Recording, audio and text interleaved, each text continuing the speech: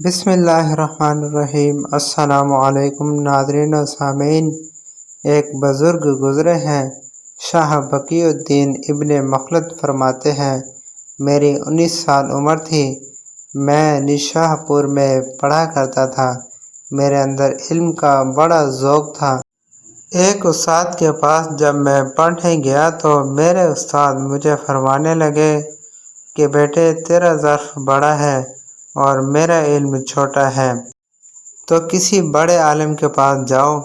میں نے استاد سے کہا کہ کہاں جاؤں؟ کہنے لگے اگر ہو سکے تو بغداد شریف چلا جا، امام احمد بن جنبل رحمۃ اللہ علیہ کی بارگاہ میں چلے جاؤ، وہ حدیث کے حافظ ہیں۔ کہتے ہیں میں نشاہ پور سے نکلا تو بحری راستے کے ذریعے جانے لگا، جب جہاز میں بیٹھا تو راستے میں طوفان آ گیا۔ طوفان اس تیزی کے ساتھ آیا اور اتنے دن جاری رہا کہ ہمارے جہاز کی سمت ہی بدل گئی، گویا جانا ادھر تھا تو جہاز کا منہ ادھر ہو گیا۔ فرماتے ہیں جا کے کسی کنارے ہم اترے، وہاں پتہ چلا کہ جس جزیرے پہ ہم اترے ہیں، یہاں سے اگر پیدل جائیں گے تو 1.25 مہینے میں بغداد پہنچیں گے۔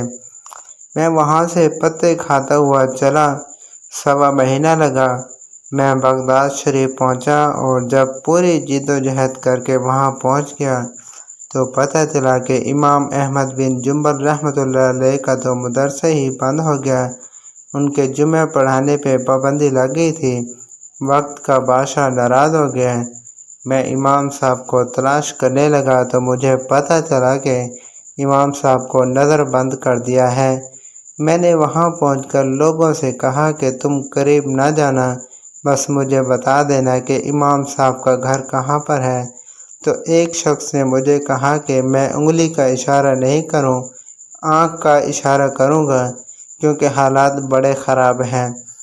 کہتے ہیں اس نے آنکھ کے اشارے سے بتایا کہ وہ سامنے گھر امام صاحب کا ہے۔ میں واپس آ گیا، ساری رات سوچتا رہا کہ امام صاحب کے گھر کیسے جانا ہے، اور پھر مجھے ایک تجویز سمجھ میں آئی۔ صبح جب میں اٹھا تو میں نے سر سے پگڑی اتاری، اپنے بالوں میں ہاتھ ڈال کر بال پکھیڑ دیے، پھر میں نے اپنی قمیض کو تھوڑا سا ایک جگہ سے پھاڑا، تھوڑا سے دوسری جگہ سے ٹخنوں کے قریب پھاڑا، اور تھوڑی سی تہمت کو بھی پھاڑا۔ ہاتھ میں نے کاسہ پکڑا، پرانے کپڑے پہن کر بغداد کی گلیوں میں کبھی ادھر کبھی ادھر پھرتا رہتا۔ چلتے چلتے اجر کم علی اللہ، اللہ کے نام پر دے دو کے نعرے لگاتا ہوا میں امام صاحب کے گھر کے پاس پہنچا۔ وہاں سپاہی کھڑے تھے۔ میں نے ان سے کہا کہ اجر کم علی اللہ۔ انہوں نے میرے کاسے میں سے 1 دینار ڈالا۔ آگے امام احمد بن جنبل رحمۃ اللہ علیہ کا دروازہ آیا تو دروازے پہ کھڑے ہو کر اجر کم علی اللہ کہتے ہوئے میرا جوش ہی بدل گیا۔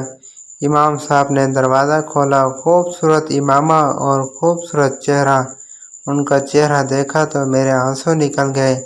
امام صاحب نے جب 1 دینار میرے پیالے میں ڈالا تو میں رو پڑا۔ میں نے کہا بغداد کے بادشاہ، میرے محبوب کے علم کے وارث میں بھیک مانگنے نہیں آیا، میں تو رسول اللہ صلی اللہ علیہ وسلم کی حدیث سننے آیا ہوں۔ آپ نے مجھے خیرات نہیں دینی، بس مجھے ایک حدیث پڑھا دیا کریں۔ امام صاحب نے میرا چہرہ دیکھا تو خوشی سے کھل اٹھے اور فرمانے لگے تو کیسے آئے گا؟ میں نے کہا حضور، میں بھکاری بن کر خیرات مانگنے آؤں گا۔ شاہ بقی الدین رحمۃ اللہ علیہ کہتے ہیں میں پورا سال بھکاری بن کے جاتا تھا۔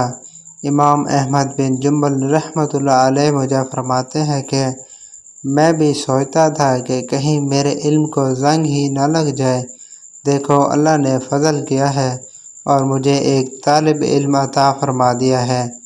میں پورا سال جب ان کے دروازے پہ جاتا تو ایک ایک ڈھیلا بھی ڈال دیتے اور مصطفیٰ صلی اللہ علیہ وسلم کی ایک حدیث بھی سنا دیتا۔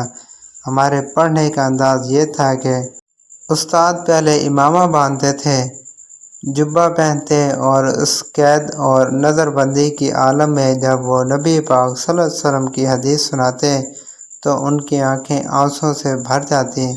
وہ روتے ہوئے تڑپتے ہوئے حدیث سناتے اور میں بھی اسی درد سے وہ بات وصول کر لیتا۔